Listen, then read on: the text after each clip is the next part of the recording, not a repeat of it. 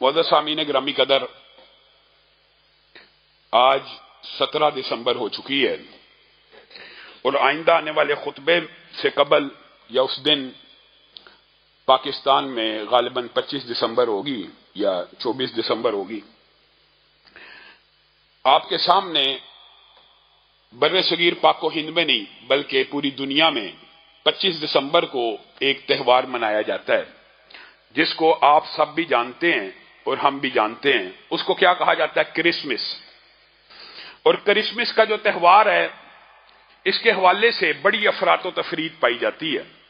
میرے بھائیو، یہ اکیڈیمک ایک بحث ہے، یہ عقیدے کا ایک مسئلہ ہے، یہ اسلام کے بنیادی اصولوں کا ایک مسئلہ ہے، اور جب مسئلہ کسی خاص فیلڈ سے متعلق ہو تو اسی کے ماہروں سے اس کے بارے میں رائے لینی چاہیے۔ ہمارے معاشرے کے اندر اس حوالے سے بڑی افراط و تفریط ہے، حتیٰ کہ بعض مذہبی جماعتوں کے اندر بھی آپ دیکھتے ہیں انہیں یام میں لکھا جاتا ہے کرسمس پیکج، مسیحی بھائیوں کے لیے کرسمس کے تحفے، مسیحی بھائیوں کے لیے ان کی عید کے تحفے۔ میرے بھائیوں، اسلامی طور کے اوپر، شرعی طور کے اوپر کیا کرسمس منانا کسی مسلمان کے لیے یا کرسمس کی گریٹنگ کرنا یا کفار کے تہواروں میں شمولیت اختیار کرنا یا کفار کے تہوار میں جا کے کیکوں کا کاٹنا، اس کا اسلام میں کیا مقام ہے اور اس کی شریعت میں کیا اہمیت ہے، یہ بات سمجھنے کی ضرورت بھی ہے اور سمجھ کے آگے ابلاغ کرنے کی ضرورت بھی ہے، کیونکہ یہ ایک انتہائی خطرناک باب ہے جس میں مسلمان، عام سادہ لوگ مسلمان کہتے ہیں جی عیسائیوں کو ان کی عید کے اوپر وش کرنے میں کیا حرج ہے، مولویوں کو کیا مسئلہ ہے؟ ہمیں کوئی مسئلہ نہیں ہے، ہم وہ چیز پہنچانے کے پابند ہیں جو اللہ نے کہی ہے اور جو رسول اللہ صلی اللہ علیہ وسلم نے کہی ہے۔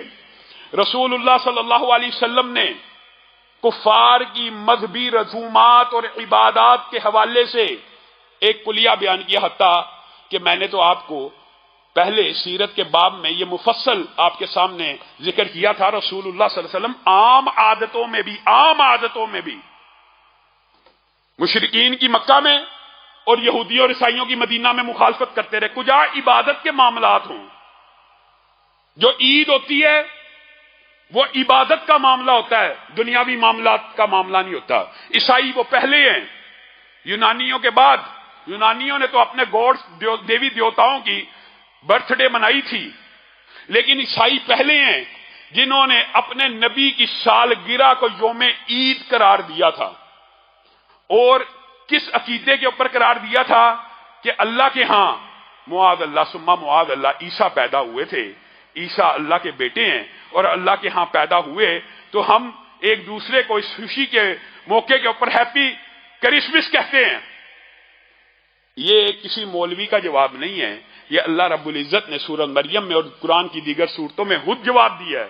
وَقَالُوا اتَّخَذَ الرَّحْمَنُ وَلَدًا لَقَدْ جِئْتُمْ شَيْئًا إِدًّا تَكَادُ السَّمَاوَاتُ يَتَفَطَّرْنَ مِنْهُ وَتَنشَقُّ الْأَرْضُ وَتَخِرُّ الْجِبَالُ هَدًّا أَن دَعُوا لِلرَّحْمَنِ وَلَدًا إِن كُلُّ مَنْ فِي السَّمَاوَاتِ وَالْأَرْضِ إِلَّا آتِي الرَّحْمَنِ عَبْدًا۔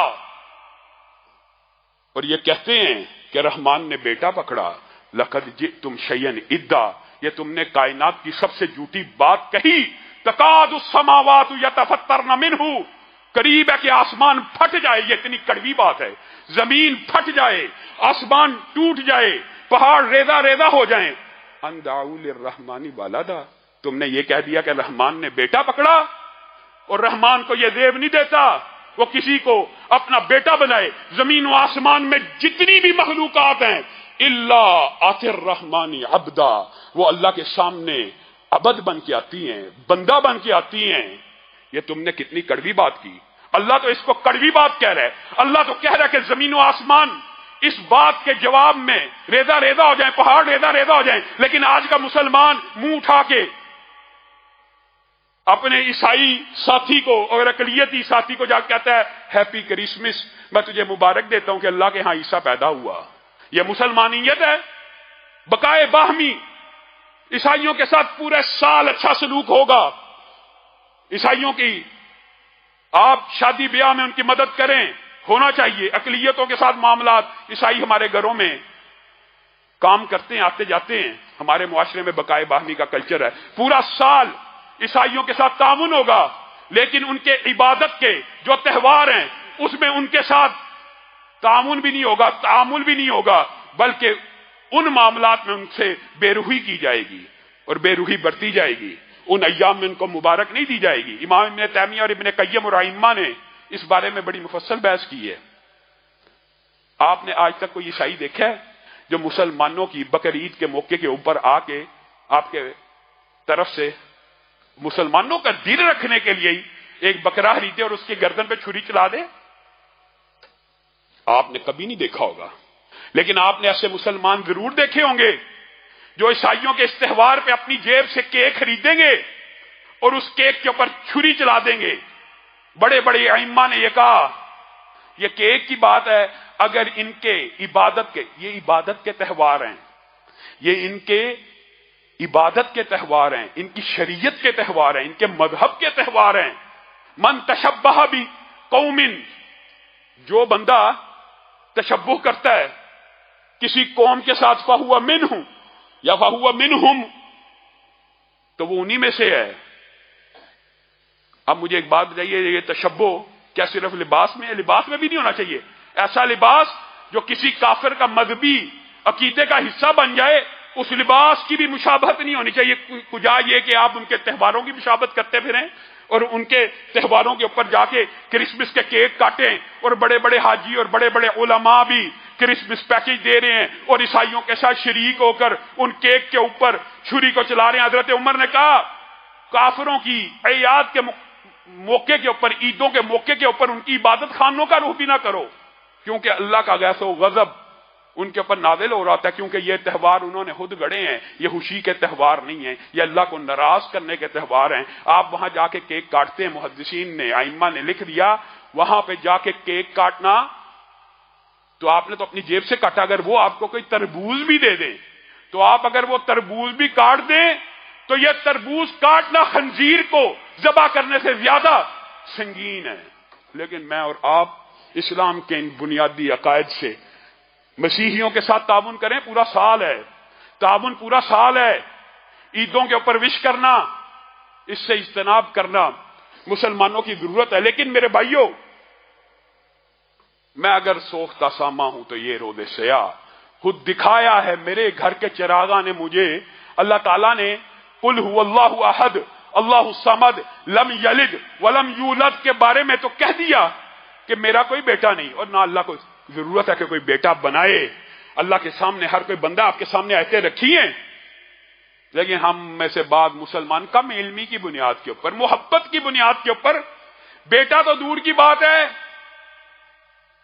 اپنے نبی کو اللہ ہی کا جز بنا دیتے ہیں. معاذ اللہ. یہ بھی دکھ کی بات ہے کہ نہیں؟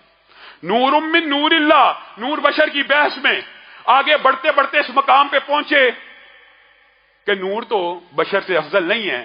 تو یہ عقیدہ بنا لیا ہاں ایک نور بشر سے افضل ہے. نور بشر سے افضل نہیں ہے، کیونکہ ساری نورانی مخلوقات کو آدم کے سامنے جھکنے کا حکم ہوا تھا. آدم اشرف المخلوقات ہے. لقد خلقنا الانسان فی احسن تقویم، سب جانتے ہیں اشرف المخلوقات انسان ہے. نور آدم سے افضل نہیں. ایک نور افضل تھا، انہوں نے کہا اب کوئی بات نہیں بنتی تو نور من نور اللہ کہہ دیتے ہیں. نبی کریم صلی اللہ علیہ وسلم کو اللہ ہی کا نور بنا دیتے ہیں. عیسائیوں نے تو ابن اللہ کہا اور اللہ تعالیٰ نے ان کے اوپر لعنتیں بھیجی اور کہا آسمان پھٹ جائے، زمین پھٹ جائے، پہاڑ ریزہ ریزہ ہو جائیں. اتنی گندی بات، اتنی بری بات، رب کو گالیاں دیتے ہو.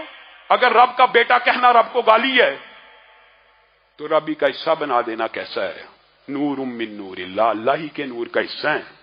وَجَعَلُوا لَهُ مِنْ عِبَادِهِ جُزْءًا، اور تم نے اللہ کے بعض بندوں کو اللہ ہی کا جز بنا دیا. اور اس بات کو بھی اللہ رب العزت نے کلام حمید میں نبی کریم صلی اللہ علیہ وسلم کے ذریعے سے سالو کروایا. اے اللہ کے حبیب، قل کہہ دیجئے، قل ان کان للرحمن ولد. قرآن پاک میں توحید کی بھی اللہ تعالیٰ نے انتہا کی ہے اور یہ آیات ان میں سے ہیں. پیارے نبی کو اللہ حکم دے رہا، قل آپ کہہ دیجئے ان کان للرحمن ولد، اگر اللہ کا کوئی بیٹا ہوتا، اگر اللہ کا کوئی بیٹا ہوتا فانا اول العابدین، تو اللہ کے بیٹے کا بھی یہ حق تھا کہ اس کی بھی عبادت کی جاتی۔ میں محمد صلی اللہ علیہ وسلم اس کی عبادت کرتا، لیکن اللہ کا کوئی بیٹا نہیں ہے۔ اللہ کی جتنی بھی مخلوقات ہیں وہ ساری کی ساری اللہ کے سامنے بندہ بن کے آتی ہیں، غلام بن کے آتی ہیں، عبد بن کے آتی ہیں، مخلوق بن کے آتی ہیں، نہ بیٹا بن کے آتی ہیں، نہ ہمسر بن کے آتی ہیں، نہ جز بن کے آتی ہیں، نہ کل بن کے آتی ہیں۔ یہ آپ کو کس نے مغالطہ ڈال دیا؟ اللہ ہی کا حصہ بنا لیا، اللہ ہی کا جز بنا لیا، اللہ ہی کو مخلوقات میں مان لیا، اللہ ہی کو ہر جگہ کے اندر مان لیا۔